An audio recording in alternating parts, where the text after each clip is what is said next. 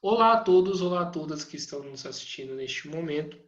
Meu nome é Guilherme, hoje faço parte do canal Mesa de Debates e vamos dar continuidade às nossas discussões a respeito, tanto da questão da vacina, tanto da questão da pandemia, conforme, todo mundo sabe, a gente vem fazendo isso desde o começo do ano como parte de uma campanha de vacinação para todos, né?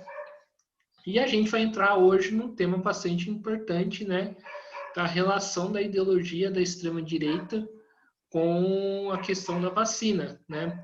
Esse é um tema, pesquisado, né, pela professora Ellen, né, que se está dedicando a debruçar sobre isso, né?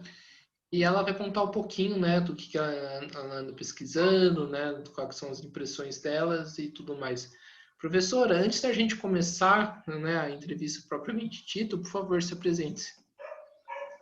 Bom, meu nome é Ellen, eu sou economista com mestrado em serviço social e hoje eu faço doutorado em economia na UF. E meu tema de pesquisa, na realidade, dentro da UF é a extrema-direita e principalmente como que a extrema-direita consegue, né, através da própria dinâmica do capital, envolver os trabalhadores e a classe média na sua ideologia. E é óbvio que a questão nacional hoje, o tratamento da pandemia para os diversos países, é uma preocupação de todos nós, né? Sim. Então, professora, a primeira pergunta que eu queria que você falasse, eu queria que você contasse um pouco mais essa relação dessa ideologia da extrema-direita com a questão da vacina, o que que você anda pesquisando, né, quais são as suas impressões, para dar um panorama geral. Bem, a gente sabe, tem acompanhado muitas intervenções no sentido de mostrar como que a extrema-direita ela caminha no negativo total científico, né? E nesse sentido, nós vemos que grande parte dos países que se negaram a uma política nacional de lockdown ou de contenção da vacina tem por trás uma ideologia como essa. E o Brasil, nós temos duas coisas que nos atrapalham muito. Um governo de extrema-direita, que ao mesmo tempo é um governo liberal. Então, tanto a ideologia da extrema-direita caminha contra a erradicação da doença aqui no Brasil, como também o liberalismo, né, representado pelo Paulo Guedes, que todos nós sabemos, por ele privatizaria tudo, né, nós não teríamos mais nenhum tipo de riqueza ou autonomia nacional, também vão na contracorrente de um controle da pandemia aqui no país.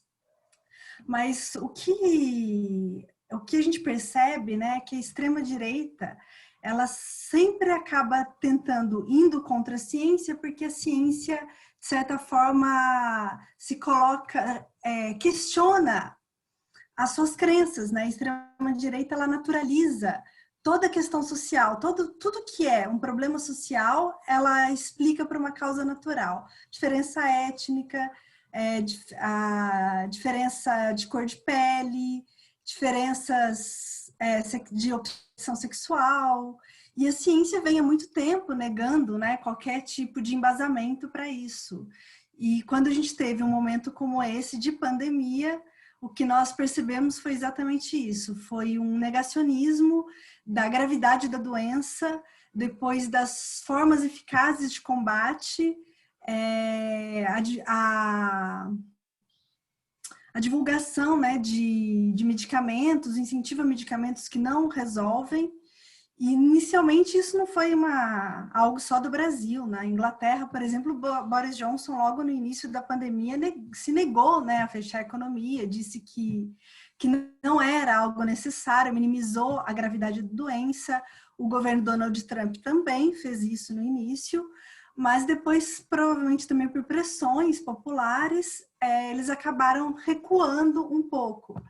Agora, isso não ocorreu no Brasil, né? No Brasil, o negacionismo foi crescente e a gente se sente, às vezes, ainda no clima da eleição de 2018, né? Um total fechar de olhos para tudo que possa resolver a pandemia. Enfim, você falou uma coisa bastante interessante, né, da questão de naturalizar. Então, assim, pelo que você me fala, eu chego à conclusão que a direita, a extrema-direita, está naturalizando as mortes como se fosse algo extremamente comum de acontecer, todo mundo vai morrer e fica por isso mesmo.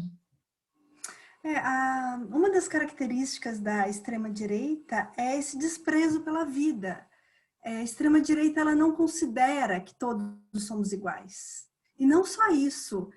Hoje em dia a gente tem uma ideologia muito forte, que é a da meritocracia, da ideia do empreendedor individual, e a extrema-direita é uma das maiores representações disso, né? Para ela, se ela está bem ou salvaguardada é pelo seu mérito, e o resto que se exploda, né? E quando eu falo de naturalização, é a naturalização da morte, a naturalização da violência, né? E isso baseado em vários elementos. Cada país tem características próprias da extrema-direita. No Brasil, a gente vê um peso muito grande da religiosidade neopentecostal, onde essa naturalização das diferenças se coloca muito em relação à família, contra a autonomia feminina, contra os LGBTs. Então, nesse sentido, isso caracteriza o Brasil, mas na Europa nós temos uma xenofobia muito forte, né? Um medo, um racismo cultural, um medo da sua cultura ser, de certa forma, sufocada pelos imigrantes, principalmente vindos das ex-colônias, né? Muitos deles muçulmanos. Nos Estados Unidos, um nacionalismo muito forte, também uma religiosidade muito grande. E todos esses componentes se combinam para que haja um desprezo pelo próximo, né? Um desprezo pela vida. Então, não há nenhuma preocupação. Às vezes, quando bate a porta, a morte chega ao quarto ao lado, talvez individualmente se repense, né, esses valores. Mas enquanto é o vizinho ou o conhecido do conhecido, não há essa sensibilidade, né? Isso é patente para qualquer pessoa que defende esse tipo de ideologia. Agora, eu queria entrar num debate com você, né? Já veio outros professores aqui, passaram visões diferentes, né?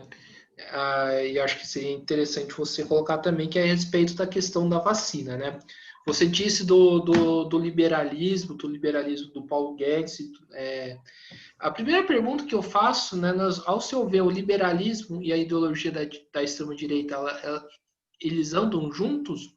Primeira pergunta. E a segunda pergunta que eu faço, né, é em relação até que momento é bom para esse setor liberal representado pelo Paulo Guedes que a vacina, que o processo de vacinação ocorra a passo de tartaruga?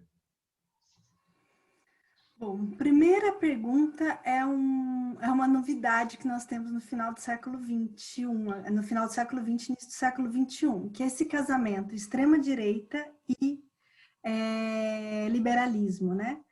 Eu chamo de extrema-direita porque abarca muito, né? Mas aqui eu vou me focar mais aos traços fascistas que nós temos na extrema-direita nacional, em grande parte da extrema-direita mundial, que é o que se encaixa nas caracterizações que eu fiz anteriormente. Liberalismo e extrema-direita e fascismo nunca andaram juntos.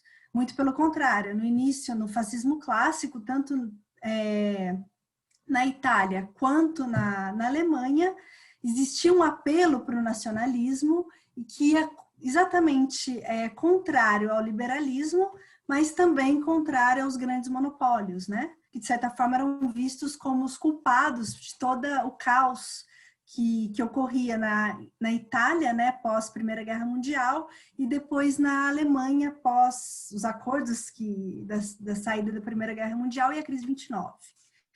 Quando nós chegamos agora, no século XX, se percebeu, e o Brasil é um dos grandes exemplos disso, esse casamento. O Bolsonaro só se elegeu, é óbvio que teve esse apoio popular, mas ele foi aceito pela elite nacional exatamente por representar também um pensamento liberal. E ele, na minha opinião, se mantém hoje no poder exatamente por conseguir passar essas pautas, vou usar o termo mais preciso, neoliberais, que alguns inclusive chamam hoje de ultra-neoliberais ou ultraliberais. Então, passando pautas como a reforma da Previdência, que é uma das principais, mas todo o processo de privatização que nós temos hoje. Então, esse casamento ele é algo muito recente. Se questiona se o governo Trump foi um governo neoliberal, porque pelos seus rompantes nacionalistas contra a China, mas na macroeconomia ele continuou neoliberal, ele não teve retrocessos a esse tipo de pensamento, assim como nós não vemos retrocessos neoliberais no sentido de nacionalismo na Europa. Então, essa é a grande novidade, na minha opinião, do fascismo, né? Desse novo fascismo, ou desse pós-fascismo que nós temos nesse século XX. Agora, o interesse disso em relação à vacina. Eu acho que antes de apontarmos que há um interesse, primeiro há uma culpa total desse retardamento na vacinação. Nos últimos 40 anos, o Brasil perdeu muita autonomia de produzir insumos farmacêuticos. O Brasil hoje não produz em território nacional, nenhum. Nós éramos antes responsáveis, na década de 80, por cerca de 55% dos insumos que nós utilizávamos na produção de medicamentos.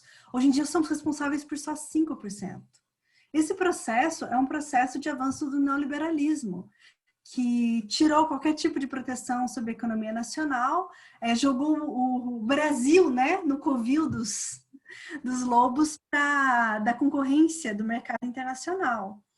Então, esse é um lado. O outro lado é o descaso completo. O liberalismo, um dos seus principais princípios é o atomismo social, o individualismo, né? Então, cada indivíduo é responsável pelas suas decisões, é autônomo, né? Nós temos a ideologia do homo economicus dentro do liberalismo, que simplesmente cada um de nós tem total capacidade de escolher o seu destino. Então, não cabe ao Estado uma política pública, nenhuma que seja, que altere os rumos normais da economia. Então, é óbvio que qualquer gasto suplementar que vá para a saúde é mal visto, né? Isso é uma obviedade. Mas é claro também que no momento pandêmico, a pressão mundial, a pressão social é muito forte para que esses gastos ocorram. E no Brasil eles estão ocorrendo em uma quantidade muito menor do que se deveria, porque nós estamos caminhando, né, por um processo cada vez mais de privatizações e liberalismo em pleno momento pandêmico. E o outro ponto há um interesse genocida, para não dizer eugenista, da política nacional econômica brasileira. Pobre tem que morrer, preto da favela tem que morrer, idosos têm que morrer mesmo para previdência, né, e tudo. Então, não há um interesse em salvaguardar não só uma qualidade de vida ou um acesso à vacina da classe trabalhadora. Não há esse interesse, né? E o Guedes é uma pessoa extremamente fria e cruel nesse sentido. E o governo, obviamente, se mostra, né, em geral, na mesma toada. Então, existe um interesse explícito declarado? Não. Mas ele é possível de ser percebido em todas as ausências que o governo se colocou nesse período pandêmico, né? Em termos de financiamento. O Brasil foi um dos últimos países a correr atrás de uma política de aquisição ou produção de vacinas. Sim. Assim, agora indo para um debate mais amplo, né? Você falou da questão do liberalismo, né? Você acredita que no próximo período, né, essa corrente do pensamento, digamos, não sei se o termo vai estar ultrapassada, né, é um termo correto de se dizer, ou que, né, o sistema, né, o capitalismo vai buscar novas formas de organização para poder se manter? Então, nós estamos hoje, o capitalismo passa hoje por uma grande crise, né? Ela é mundial, nós estamos vivendo uma nova fase da crise que se iniciou em 2007, 2008, com os subprimes. Segundo o velho do Marx, né, há grandes crises, e após essas crises, há uma possibilidade de uma retomada econômica quando há queima de capital. A crise nada mais é do que quando o capital não encontra formas de se realizar, seja no processo de valorização, ele não tem onde ser investido, seja na realização do que já foi produzido. E hoje essa crise, né, essas crises que nós temos de superprodução tem uma roupagem financeira que todos nós percebemos. Existe um volume muito grande de capital fictício que quer se apropriar de riqueza produzida, e essa base de produção de riqueza, que é a extração de mais-valia, cada vez mais estreita. O que a gente percebe com a crise que está vindo agora, né? Que nós estamos dentro dela? Não houve essa desvalorização do capital. Não houve uma alteração na forma de acumulação do capital como nós tivemos depois da crise de 29. Com a crise de 29, o liberalismo foi deixado para trás e instituiu-se o Acordo de Bretton Woods, de uma certa incidência maior do Estado como regulador da economia.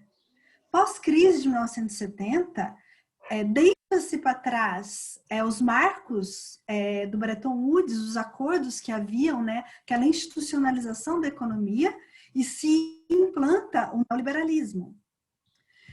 Existem colegas que dizem que, estudiosos muito sérios, um deles é o Leonardo Leite, da UF, né, meu colega lá, eu faço doutorado, ele é professor, que defende que o neoliberalismo está em xeque hoje, né?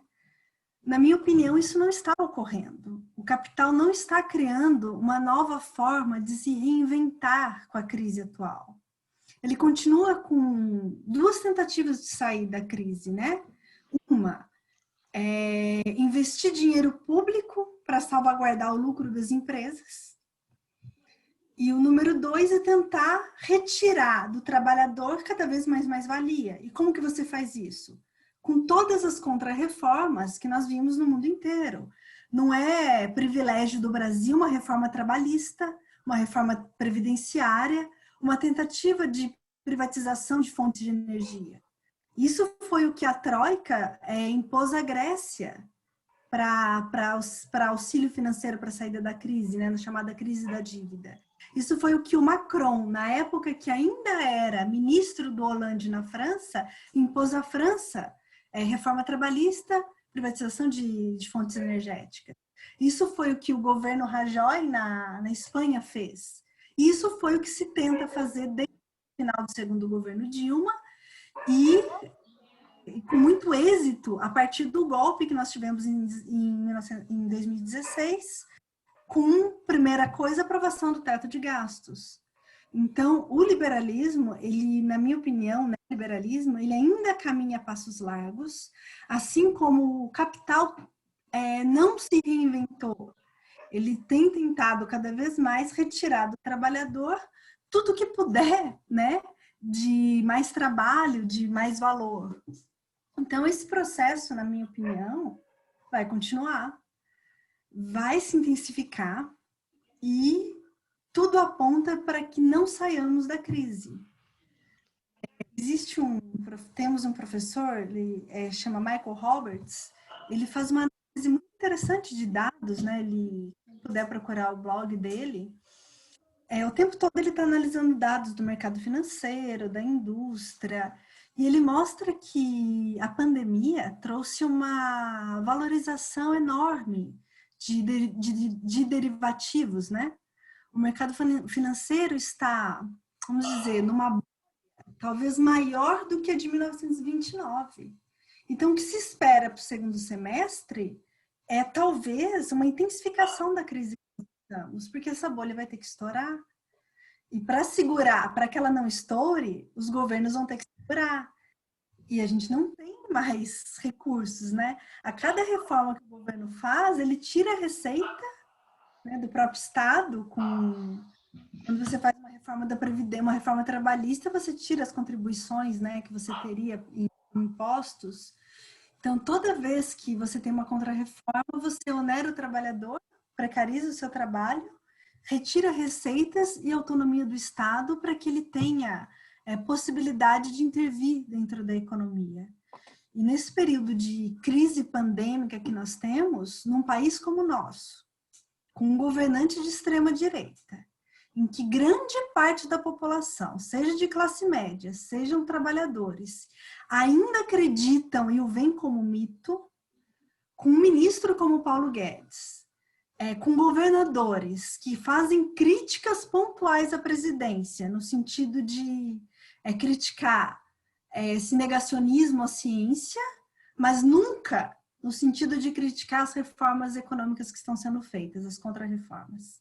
Nós temos uma Câmara e um Senado totalmente alinhados às pautas neoliberais do ministro Guedes. Então, nesse sentido, o que nós temos à frente é um quadro terrível, terrível, de piora das condições de sobrevivência da classe trabalhadora. E se nós colocarmos no horizonte, que já foi aprovada a reforma trabalhista, que retira inúmeros direitos dos trabalhadores, que nós temos uma lei das terceirizações que saiu ainda em 2017, antes da reforma trabalhista, que possibilita muito mais inserção de forma precária do trabalhador. Nós temos um crescimento dos empregos de aplicativo, nós temos uma reforma da Previdência e nós temos um teto de gastos.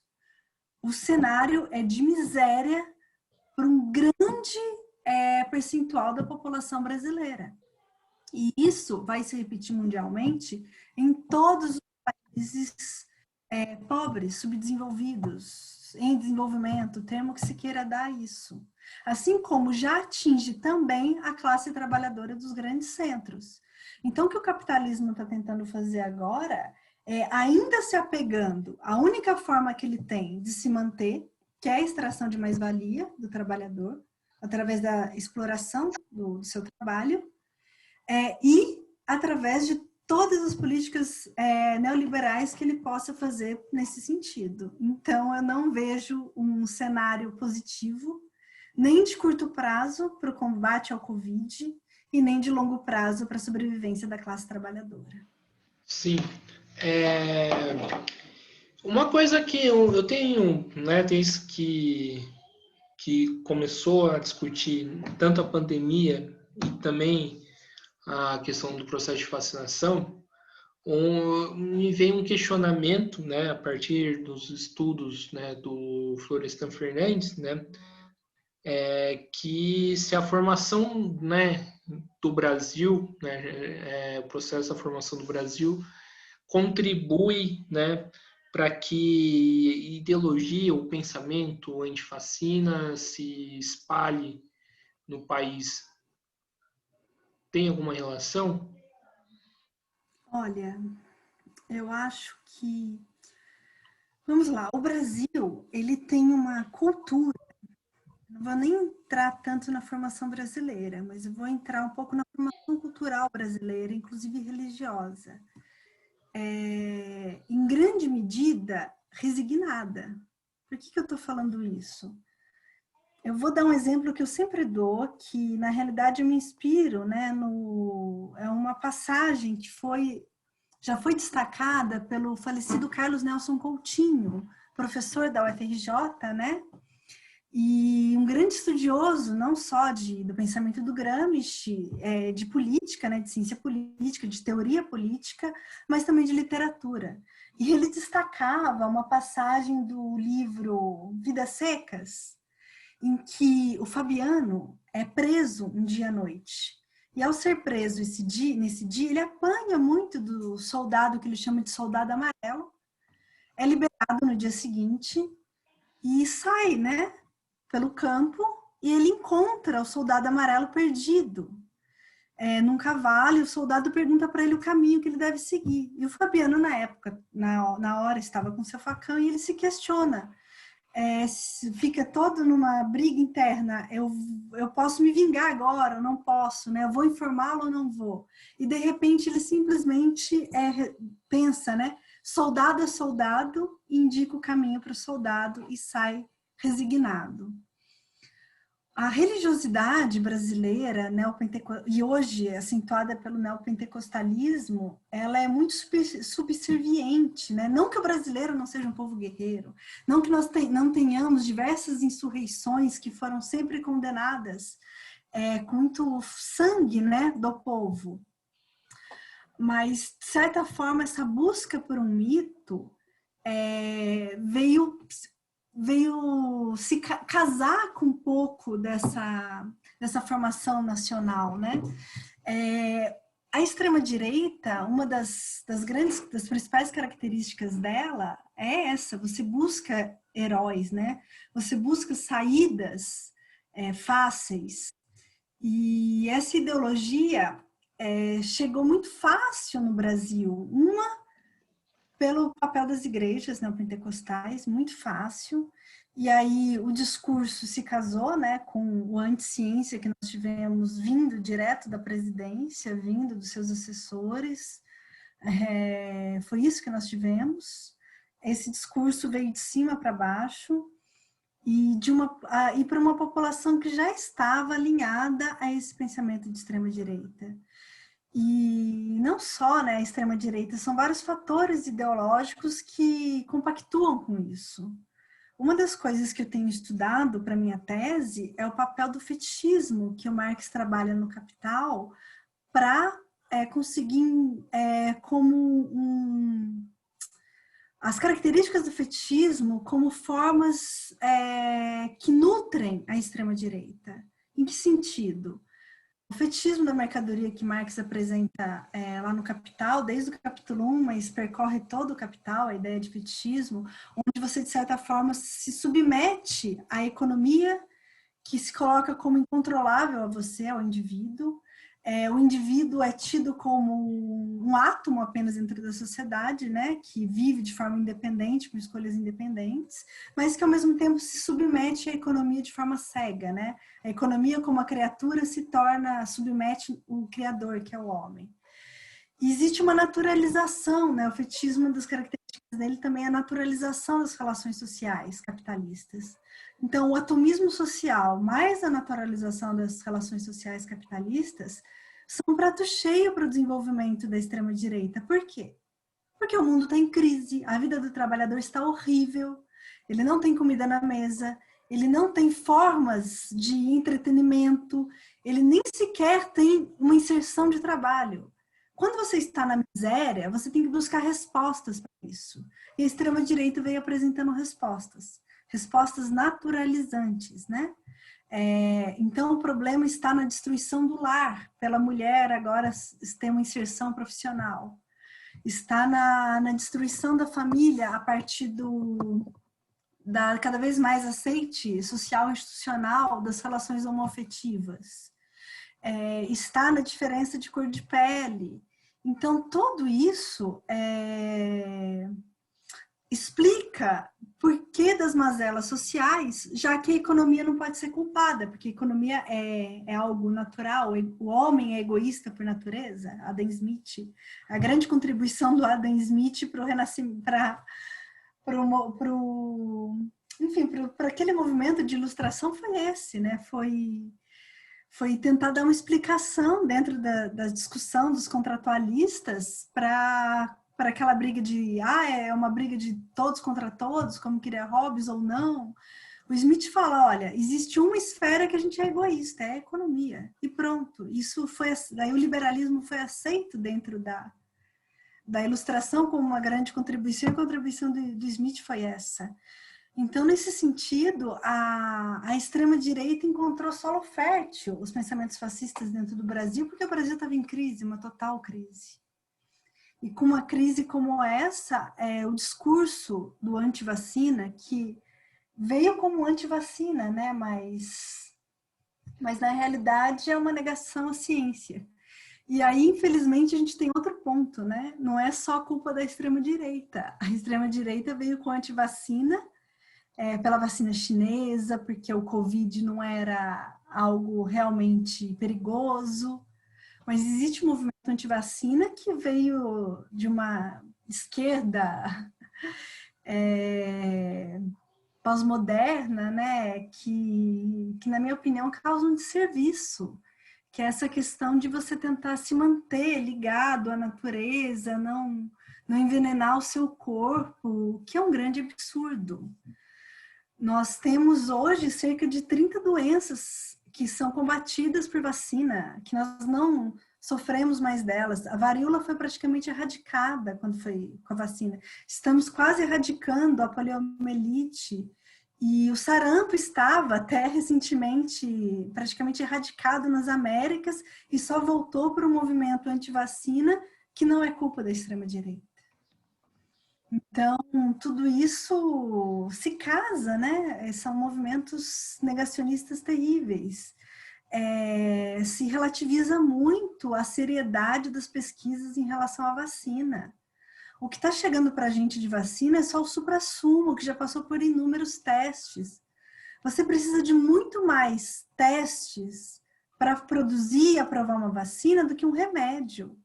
São cerca de 30 mil voluntários para cada vacina em terceira fase. Isso é um número enorme. E bastou uma reação de uma das pessoas que estão passando pelo teste que todo estudo é paralisado para ver se aquela reação tem sentido ou não. Então, é uma ignorância alimentada terrível, né? Tanto pela extrema-direita, mas infelizmente por um movimento que eu não sei o que nome se dá a isso, né? De tentativa de negar, né, esse tipo de intervenção no corpo, que, enfim, eu acho uma besteira. Sim, você falou da questão do indivíduo autonomizado submetido à economia, me veio um questionamento, né, sobre isso. Nós estamos vendo, né, assim, apesar, né, da situação bastante caótica, inúmeras pessoas, né, que estão, né, furando, né, o isolamento social, não mantendo, né, o distanciamento, né, agindo como se a normalidade, agindo como se as coisas estivessem normal, né. Não gosto muito de usar esse termo, mas agindo como se as coisas estivessem antes do cenário pós-Covid. Esse tipo de comportamento das pessoas que elas estão tendo de, né, de não usar máscara, de não manter o distanciamento social, de furar o isolamento, está relacionado, né, a essa lógica de atomização, né, do indivíduo submetido à economia? Não, está diretamente. Não existe uma consciência óbvia do indivíduo de que ele se vê como autonomizado ou independente na sociedade. Mas a dinâmica do cotidiano o faz perceber o mundo assim. É o salve-se quem puder. Se você não tem um controle social da economia, uma consciência social da vida, é impossível que você pense de forma coletiva. É impossível, na sociedade capitalista, um despertar coletivo, natural dos homens, porque a sociedade capitalista ela se reproduz de uma forma que reproduz essa ideia de autonomização. Por quê? Primeiro porque nós não nos relacionamos como homens. Nós somos proprietários de mercadorias, ou da nossa força de trabalho, ou dos meios de produção. Nos relacionamos somente assim. E quando nós temos o desenvolvimento econômico, o desenvolvimento das ciências no século XX, nós viramos números, estatísticas.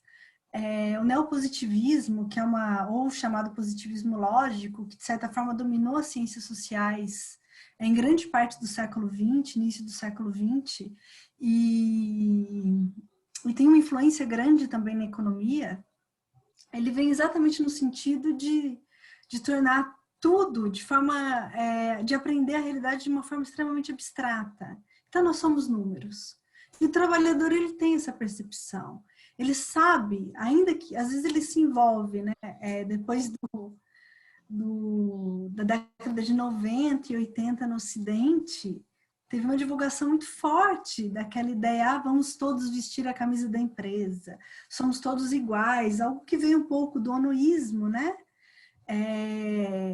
Essa ideologia de que, olha, agora na empresa não existem mais trabalhadores, mas apenas colaboradores, somos todos iguais, o cara do escritório executivo vai vestir camisa polo igual o trabalhador da linha de produção.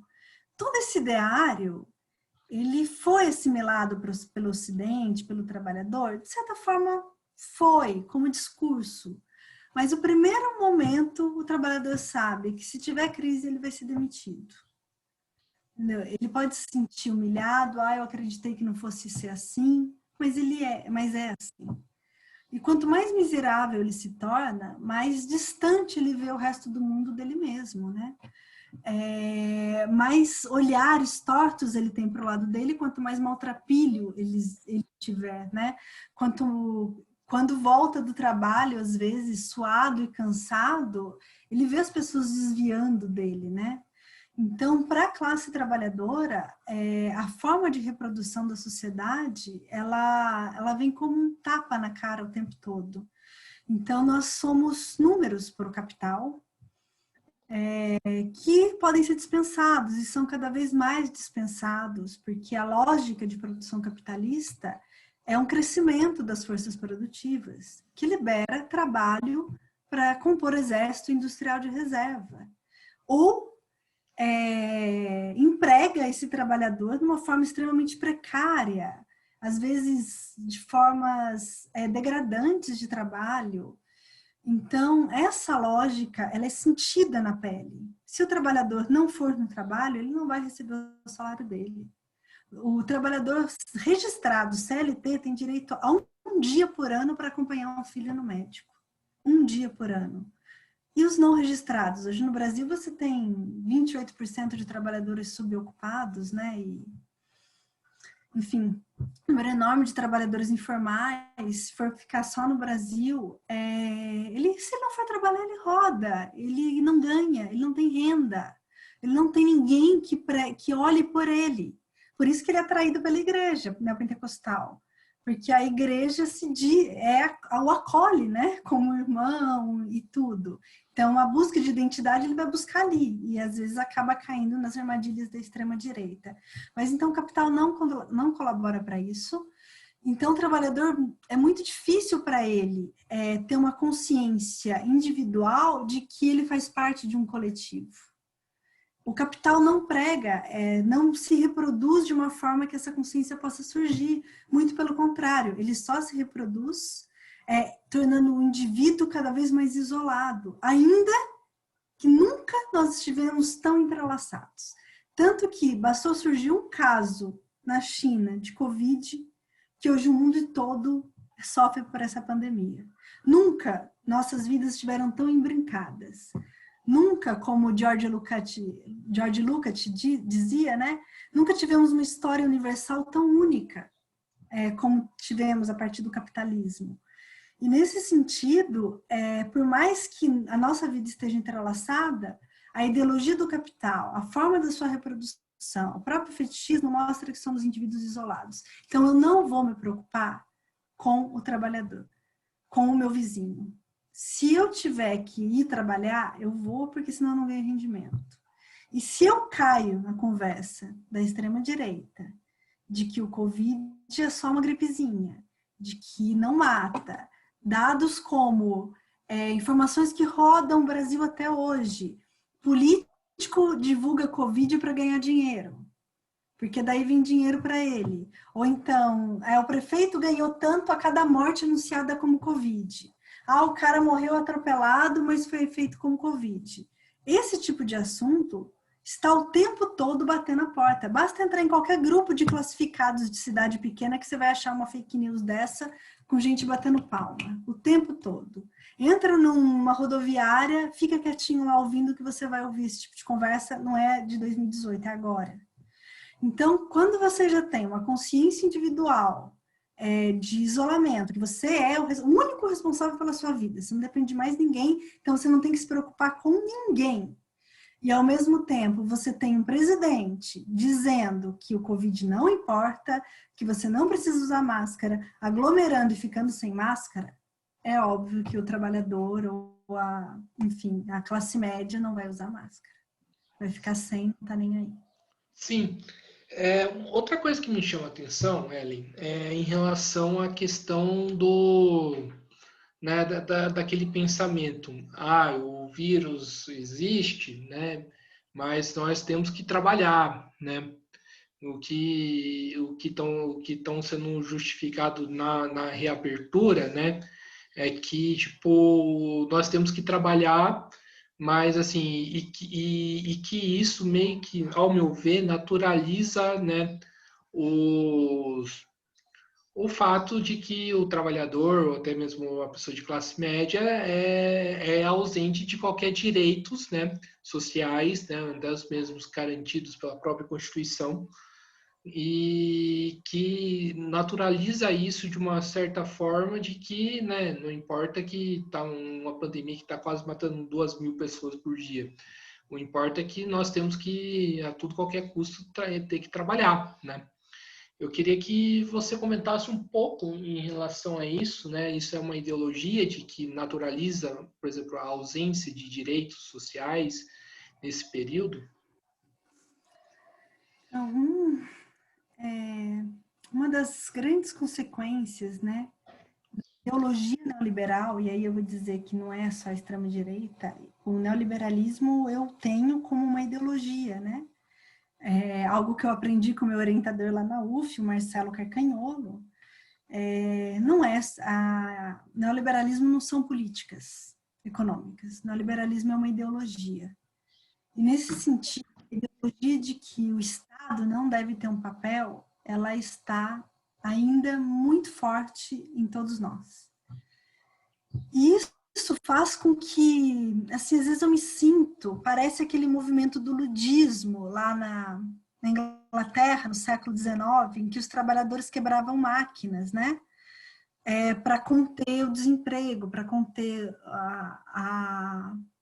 esse processo de automação que estavam ocorrendo nas fábricas. Porque você vai para o caminho errado, você bate no sujeito errado, né? Não era que o problema não eram as máquinas, o problema é a dinâmica, a lei geral da acumulação capitalista. E nós continuamos no mesmo caminho.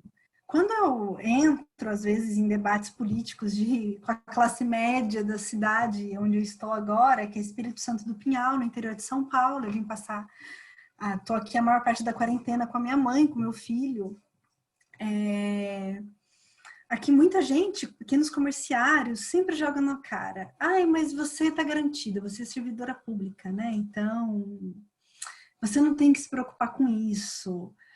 Ou ontem, quando o Dória anunciou esse fajuto lockdown, né, que mantém igreja aberta, escola aberta, enfim. Só para cego ver mesmo, só para boi dormir, essa história do lockdown do Dória, né? Talvez adiante, porque não vai ter academia, não vai ter bar, mas enfim. Eu comentava isso ontem nos grupos aqui de discussão da cidade e na hora o pessoal já vem, vamos nós comerciários nos unirmos, né? Ou então trabalhadores mesmo que fazem bico, nós precisamos do nosso salário. A briga é contra o lockdown, é contra o combate ao vírus, está errado. A briga tem que ser contra as políticas econômicas genocidas no período de pandemia do Ministério da Economia. Lá é a briga. E essa briga, então, não é só com o Bolsonaro, porque todo mundo adora bater no Bolsonaro, né? Na hora dele ser anti-vacina, ou não se movimentar para comprar vacina, ou então de minimizar o coronavírus. Todo mundo bate nele, mas na hora de bater nele, nas políticas econômicas, peraí, não é bem assim. Então, nós tivemos a renda, né, aquele processo de renda emergencial, óbvio, foi extremamente importante para a economia, ainda que insuficiente, deveria ser pelo menos o salário mínimo, que só o salário mínimo do Diese, né, que é de 5 mil e poucos reais, para que a família pudesse sobreviver. Mas depois se viu, se lançou aquilo como um fôlego, né, e se recuou. E não se luta contra isso. O que nós deveríamos ter hoje eram os comerciantes, os pequenos produtores, organizados junto à classe trabalhadora para brigar por políticas econômicas que se direcionassem a salvaguardar o seu rendimento e sua sobrevivência nesse período pandêmico. Você já pensou como resolveria a situação se tivéssemos... acho que a gente nem estaria mais no capitalismo, seria um sonho. Fechasse a economia 21 dias, tudo, caísse para cada trabalhador um valor mínimo de rendimento mensal, tivesse uma proposta de financiamento para os pequenos produtores, para quem emprega, né, donos de academia, cabeleireiras e tudo um rendimento para todos esses autônomos ou pequenos empreendedores e tudo mais. Em 21 dias, o vírus morria, acabou o coronavírus. Por que isso não é feito? Porque esse lockdown nunca existiu um fechamento real da economia brasileira, nunca existiu isolamento total, que deveria ter existido. Então o vírus vai continuar se perpetuando e as pessoas brigam contra esse fechamento. Sem perceber que tem que brigar é lá com a economia, é lá com o Guedes, é lá com a Câmara também, Rodrigo Maia. Quer dizer, o Maia saiu, né? Agora é o Lira. Arthur Lira, que está no mesmo caminho. Enfim, tem que se brigar por uma política econômica que salvaguarde a sobrevivência. O trabalhador está certo de querer comer, é óbvio que está. A classe média tem que pagar as contas dela, tem que pagar, tem que ter casa, tem que... Enfim, todos nós deveríamos ter tudo isso, né? Então, individualmente, as demandas são demandas justas e necessárias. O problema é que se direciona a briga para o lugar errado. O problema não é o combate do vírus. Na realidade, o combate ao vírus que está sendo insuficiente, deveria ser mais rigoroso. O problema é a política econômica que não permite taxar grandes fortunas, não permite uma reforma tributária progressiva, não permite que você realmente faça políticas direcionadas à população. Não fazendo isso, se diz não ter receita, né? Se clama agora 100% de endividamento, né, do Brasil frente ao seu orçamento, às suas receitas. Mas a questão essa política não existe uma política pensando no trabalhador. Então, nós temos aí um acúmulo de anos e anos de desmonte da economia, de privatizações, realmente não tem recursos. Se quisesse tirar esses recursos hoje, teria fontes? Você teria que fazer inúmeros projetos de leis e reformas para conseguir fonte de recurso para dar todas essas condições de rendimento para fechar o país 21 dias, que é o que deveria ter sido feito, que é o que deveria ser feito agora.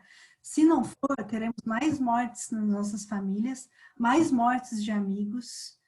Enfim, é um caos. A gente fica com medo, né? Eu tenho mãe, eu tenho filho, eu tenho irmãos e eu não sei o que vai ser. E a gente não caminha para uma solução efetiva no Brasil e não se vê essa solução. A ideologia capitalista é tão forte, a ideologia neoliberal é tão forte que a gente vai sempre continuar elegendo os inimigos errados. Se elegeu a corrupção como inimigo naquele período que queriam derrubar o Lula, continua se culpando a corrupção pela ineficiência do combate ao coronavírus e se culpa o combate ao coronavírus pela crise econômica. É uma inversão total a regra. Realmente a inversão sujeito-predicado que já estava lá atrás, enfim, que já é um fetiche, né? Que serve para tudo no capitalismo. Mas aí eu me pergunto, né? E muito provavelmente deve ser a pergunta das pessoas que irão assistir esse vídeo. Aonde tira, né, o dinheiro, né? Porque acho que é importante a gente discutir isso, né? Vai tirar da onde? Porque muitas das pessoas acham, né, que se vai ter uma política mais efetiva ao combate à pandemia, então o medo que se tem é que vai aumentar os impostos, por exemplo, né? A pergunta que a gente tem que fazer, né? Aí eu passo a bola para você. Da onde vai tirar esse dinheiro? Bom, eu não sou nenhuma especialista em orçamento público, mas a gente tem as intuições, a gente sabe o que não é feito para ter esse dinheiro, né? O problema é que o desmonte do Estado já vem vindo há anos, né? Então, nós não temos mais recursos de muitas das nossas, da indústria, né? A gente entregou a Vale de graça, a gente tornou a Petrobras uma empresa que serve para remunerar acionistas, né? Com preço de mercado internacional, então, perdeu o seu papel em fazer políticas internas, a gente está vendo o preço por aí. Mas nós poderíamos, sim, nós poderíamos, num primeiro momento emergencial, muitos economistas estão defendendo a emissão de moeda, né? Por um momento emergencial, se poderia fazer isso. Óbvio que o Brasil não é os Estados Unidos para conseguir manter a economia estável, né? Mas nós não fizemos isso e olha só a inflação que nós temos hoje. Aquele trade-off, né, que se tem, aquela ideia que se tem de que emitiu moeda e tem inflação, né? Clássica dentro da economia, no primeiro momento muitos defenderam que isso poderia ter sido feito numa emergência assim, primeiro minuto, fez. Mas isso não é tirar dinheiro de algum lugar, isso é só algo emergencial, de minuto, de momento. O que se poderia ser feito depois, primeira coisa, taxar grandes fortunas. No Brasil nunca se fez isso, nunca se fez. Eu teria que fazer uma política toda tributária nesse sentido. Então, vai mexer com impostos? Tem que mexer, porque quem paga imposto é trabalhador. Somos nós que pagamos o imposto absurdo, porque é a gente que consome todo o salário em comida, em energia. Então, teria que fazer, sim, uma reforma tributária, mas não vão fazer, não tem meios para isso. Enfim, teria que se fomentar também a indústria e tudo para conseguir ter rendimentos, né? E não se tem. A política emergencial que poderia ser feita, né, agora, nós já temos poucos meios de fazê-la. Dos desmontes que vem vindo, enfim, o Brasil nunca foi um país que teve uma economia autônoma, né? Não vai ser, nunca foi construído para isso. Mas o que nós tivemos de perdas de 2016 para cá é algo, na realidade de 90 para cá, é algo gritante, né? Nós temos muito pouco raio de manobra, né? Mas olha só, o Chile comprou vacina, né? Por que o Chile comprou vacina? Porque tem pressão popular. Com certeza meus colegas que estudam orçamento público poderiam te dar uma resposta de onde tirar. Agora eu sei uma coisa, com o tamanho do Brasil, com a economia do tamanho da brasileira, poderia ter sido feito muito mais. Muito mais. Sim. Uma coisa que me chamou a atenção, Ellen, é o seguinte. A gente vê o Brasil, né, nesse caos completo, né, e eu acho que até agora a sua exposição foi muito boa, né? Mas eu também percebo que alguns países chamados capitalistas, né, eles, assim, não digamos assim, tá perfeito, porque tá longe de estar, mas eles estão muito mais avançados no combate à pandemia, né, e alguns deles, inclusive, até com a vacina, apesar de todas as críticas que nós podemos fazer, né, do que o Brasil. O que explica isso, né? O golpe institucional de 2016, é o governo de extrema-direita, é a posição que hoje o Brasil ocupa perante o mundo? O que explica isso? Então, sabe que quando você me convidou para vir aqui, uma das coisas que eu pensei foi assim, vou jogar tudo nas costas do Bolsonaro, né? Porque, tipo, esse cara tem que cair mesmo, a culpa é da ideologia da extrema-direita, mas não é só, né? É o capitalismo como um todo e a divisão internacional do trabalho, é o imperialismo. A hora que você pega os números de vacina no mundo, a diferença não é, o corte que se tem lá, não é entre países governados pela extrema-direita, países com governos de esquerda. A diferença que se tem, o corte em quem está tendo acesso à vacina, são primeiro os países imperialistas, depois os outros, e dentre esses outros, primeiro os países capitalistas mais desenvolvidos, vamos dizer. Os Estados Unidos já vacinou 80 milhões de pessoas, são 24%, né, da população norte-americana já foi vacinada. Israel, 97%. A Inglaterra, 32% da população foi vacinada. Os países da Europa, exceto a Holanda, que só está em 4%, mas França, Alemanha, Itália, Grécia, todos os países, é cerca de 8, 9% da população vacinada.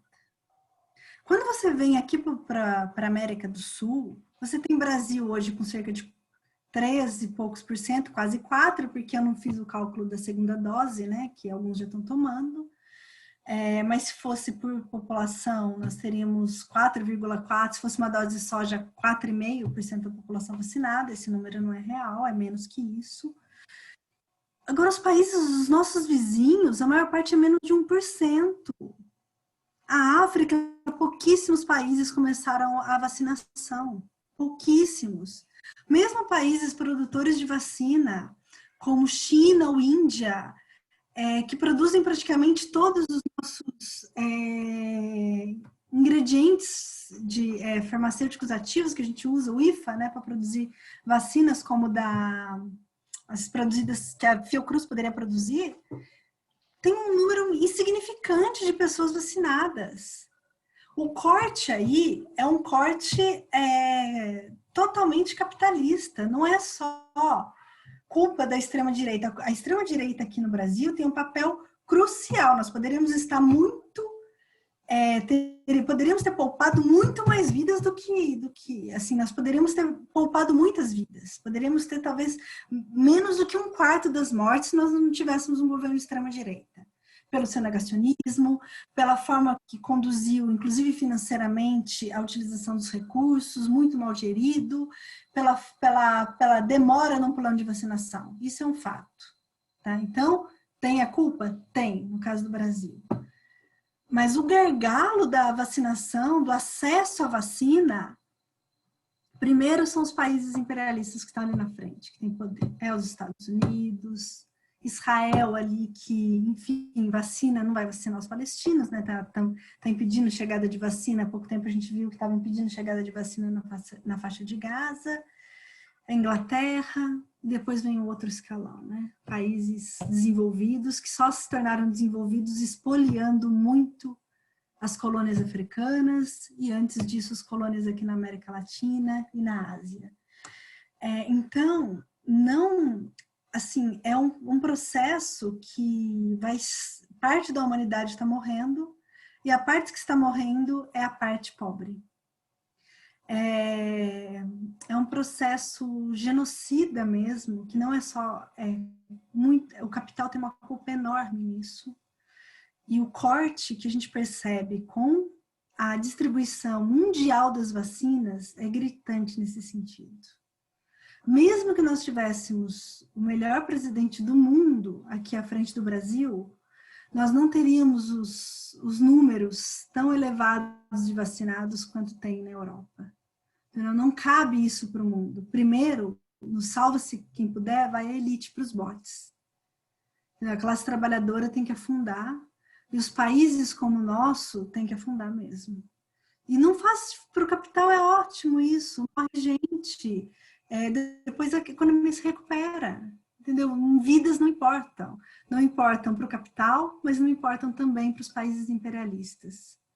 Para eles, é só ver a briga por compra de vacina, né, que nós tivemos antes, os Estados Unidos comprando, pegando insumo, pegando material de EPI, e tudo isso é o salve-se quem puder, e quem tem poder financeiro, quem tem poder econômico, quem domina essas relações sociais capitalistas, os países que estão à frente disso vão imunizar a população. O resto será imunizado se sobreviver. Sim, eu conversei, né, eu acho que há cerca de 2 ou 3 semanas atrás, né, com um professor da PUC de São Paulo, né, a universidade, né, que eu passei, né, E ele falava que existe algum interesse dos grandes empresários, né, em vacinar, porque para a situação se estabilizar e para que os trabalhadores voltem, né, à sua rotina, né, antiga de trabalho, né, que foi afetada pela pandemia. Como que você enxerga, por exemplo, essa fala do professor? Existe, nós tivemos, né, recentemente um movimento, né, da Zé Trajano, aqui no Brasil também, para incentivar o processo de vacinação, para tentar conseguir vacina para todos. Existe um interesse individual de empresários para que seus trabalhadores possam continuar trabalhando? Pode ser que exista, com certeza. Vários querem. A gente vê o trabalhador sem licença, se é um dia só, enfim, tem que ficar na quarentena e tudo mais. Isso é péssimo para o empresário, é óbvio que é péssimo. Ficou com suspeita, já vai para casa. Tudo isso onera, né? Onera, desestabiliza, tudo mais. Existe uma pressão popular grande, às vezes, para que as fábricas também sejam fechadas. Aqui na cidade onde eu estou, tem uma fábrica que faz circuito elétrico para automóvel, chamado Chicote, ela chama Aptiv. São mais de 1.000 funcionários e o surto de Covid lá é imenso. O tempo todo é um funcionário. Então, é óbvio que para os gestores da fábrica, se os funcionários estivessem vacinados, seria ótimo. Menos rodízio na linha de produção e menos pressão popular para que a fábrica feche, que é uma pressão da população em geral para que a fábrica feche, né? Ou coloque medidas de segurança mais efetivas, como distanciamento entre os trabalhadores, o que não é feito. Então, nesse sentido, existe individualmente empresários que querem a vacinação? Existe. Empresários são indivíduos também. Agora, existe um interesse do capital como relação social para que a população trabalhadora seja vacinada? Nenhum. Nenhum. Existe uma diferença entre social e indivíduo. Socialmente, não há um interesse do capital para que os trabalhadores sejam vacinados. Não há, porque vão sobreviver. O número que eles precisam vai sobreviver. E eu acho que vai sobreviver o suficiente para ainda não requisitarem salários mais altos. Ainda vai sobreviver mais trabalhadores do que a demanda por força de trabalho. Então, enquanto relação social, enquanto algo social, não existe interesse. Em termos individuais, existe, assim como existem empresários que, se você sentar com ele e conversar, o cara vai parecer simples, simpático, depois você vai descobrir que ele é um empresário. Então, individualmente, bons interesses existem vários. Vão fazer, inclusive, consórcios para ajudar e comprar vacina, vão fazer, ótimo. Isso não faz nem cosquinha no movimento predominante, que é a vida do trabalhador não importa. Aquele velho ditado, né? De boa intenção, o inferno dá cheio, né? Não, mas é muito interessante isso que você falou, né? O que mostra como que é uma relação dialética e contraditória. Ellen, eu queria que você falasse um pouco dos movimentos anti-vacina que surgem em diversos lugares do mundo. É algo específico do Brasil ou você vem acompanhando que tem outros lugares que têm esses movimentos anti-vacina? A crise econômica, né, que perdura desde 2008, contribui para que essas ideologias apareçam?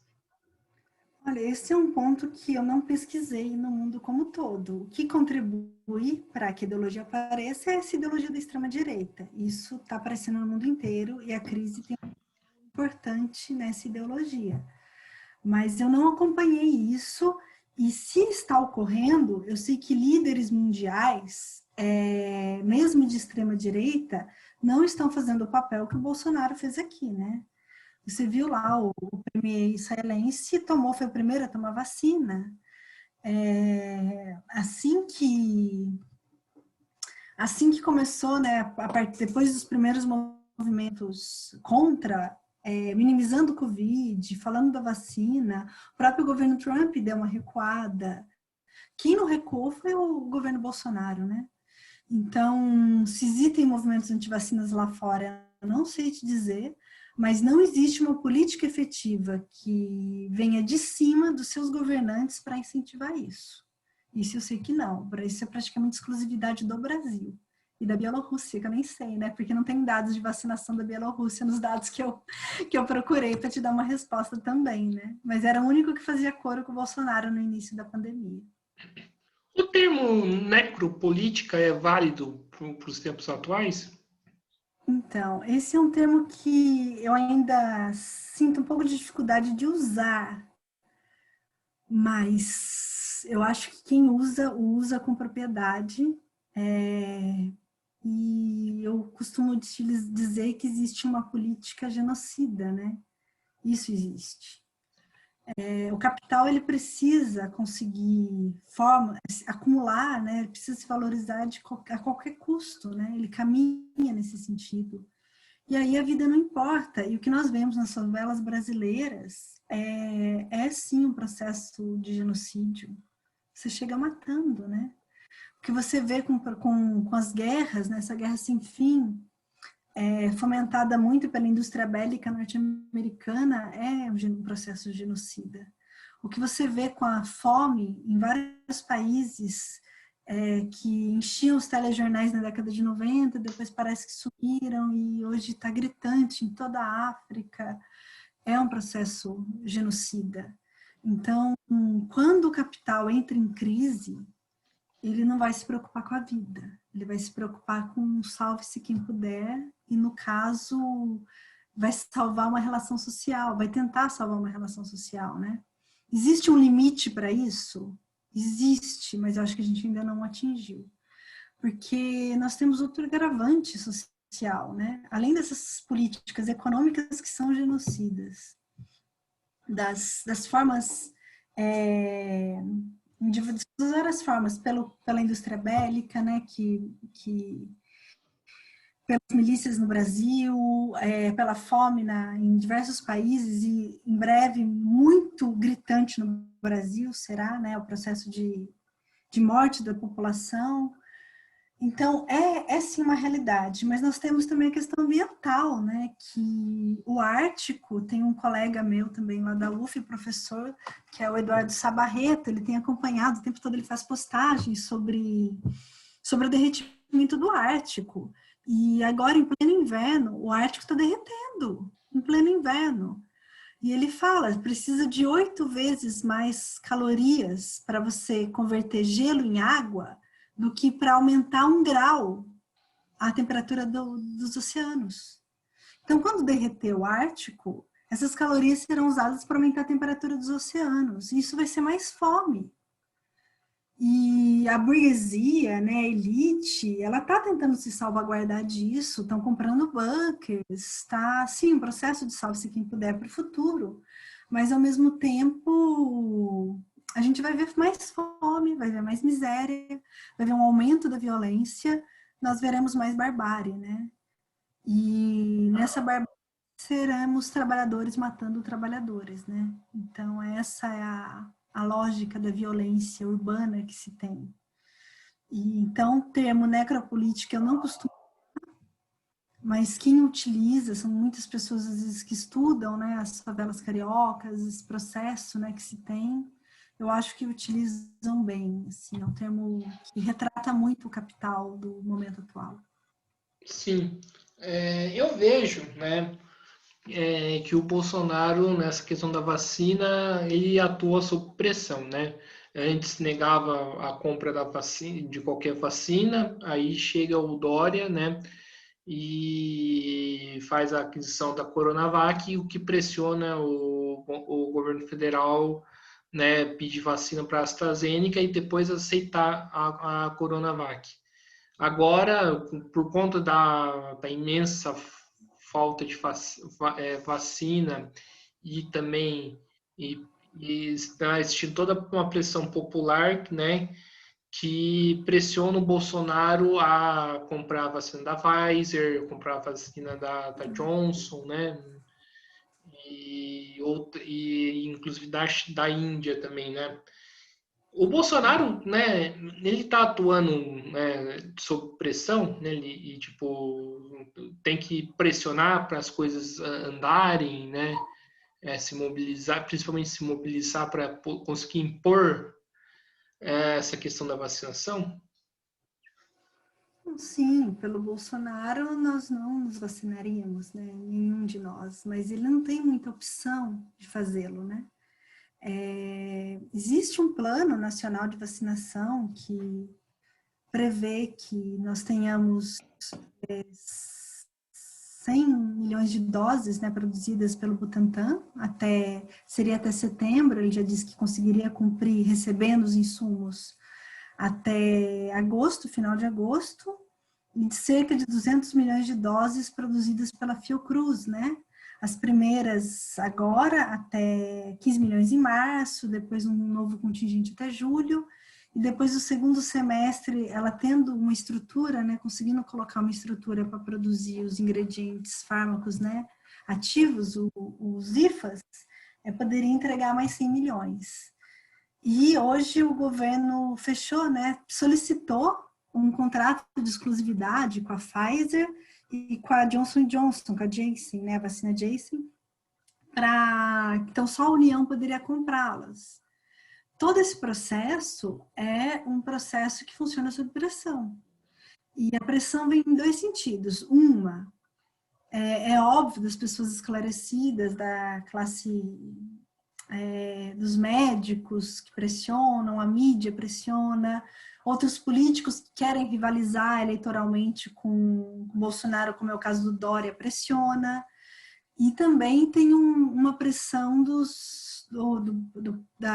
Bolsonaro, pensando em 2022, né? A vacina foi muito bem recebida, em geral, assim, o início da vacinação.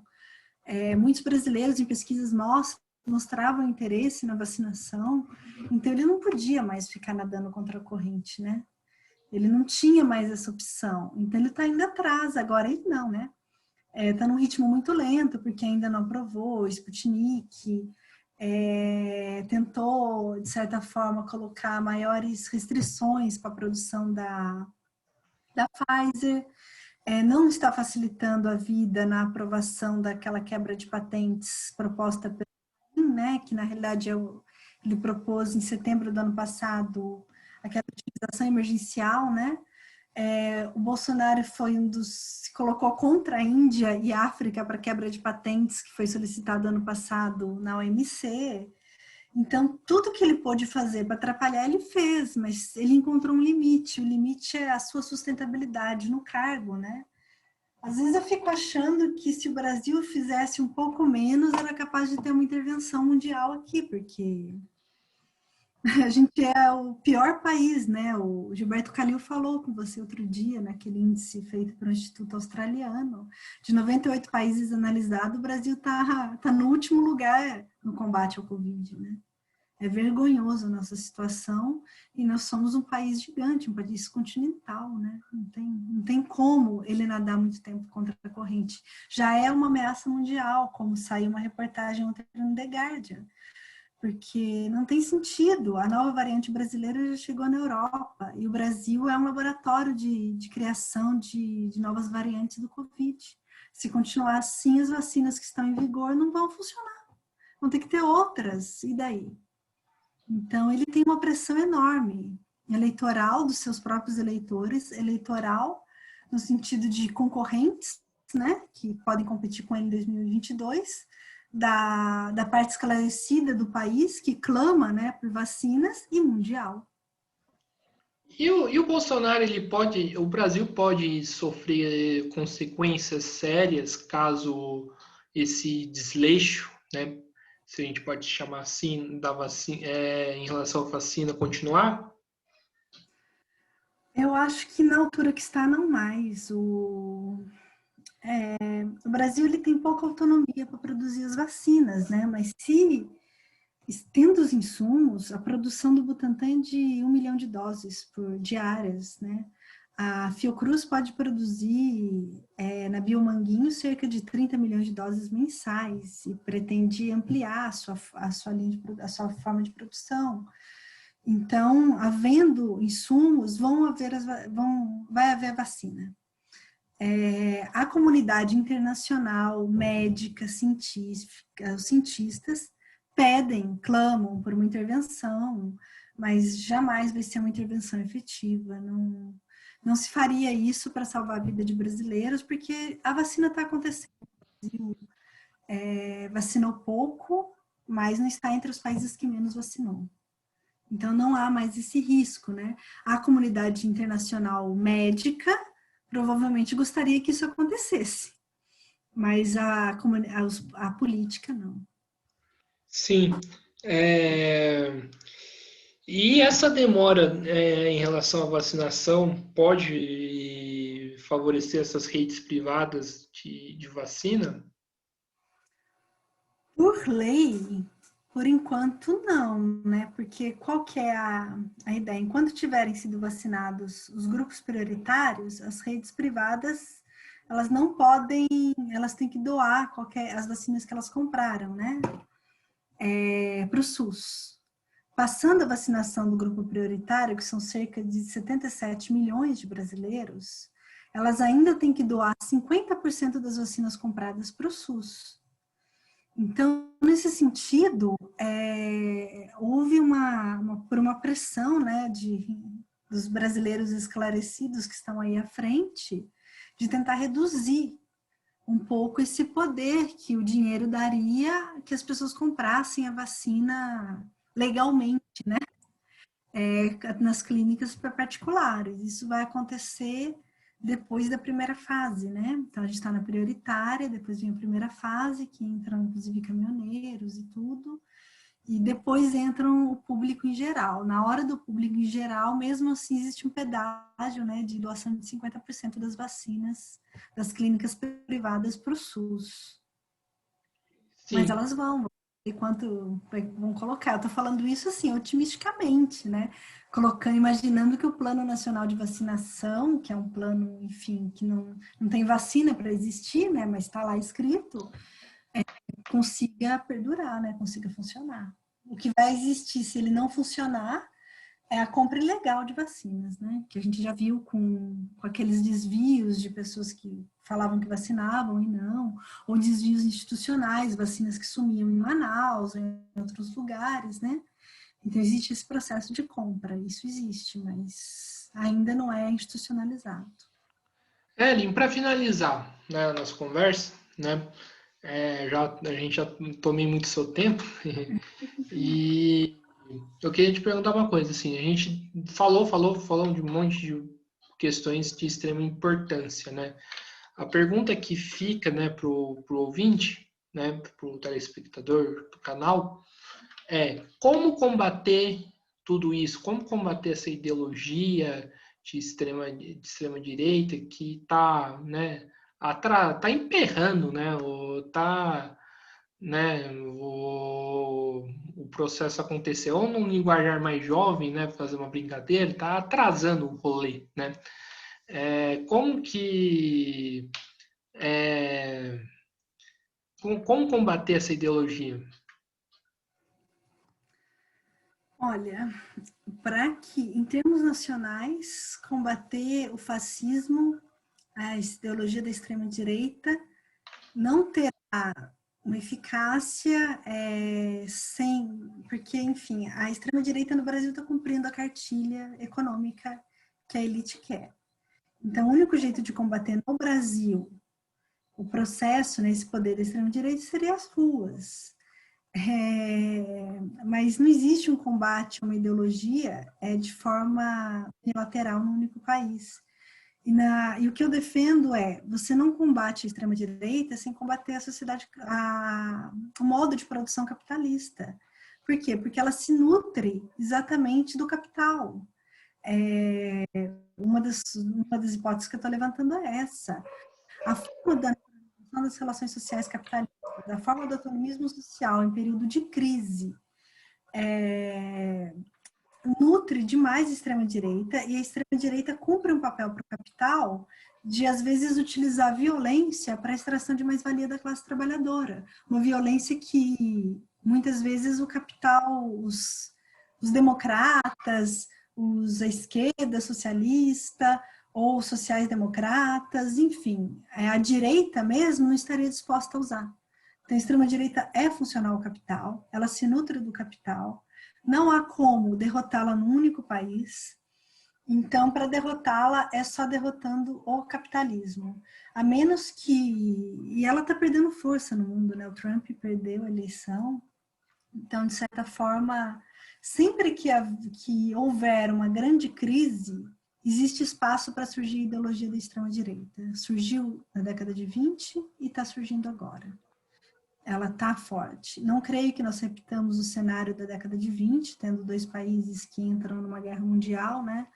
A Itália e a Alemanha, né? Contra o resto do mundo. Não creio que nós tenhamos isso.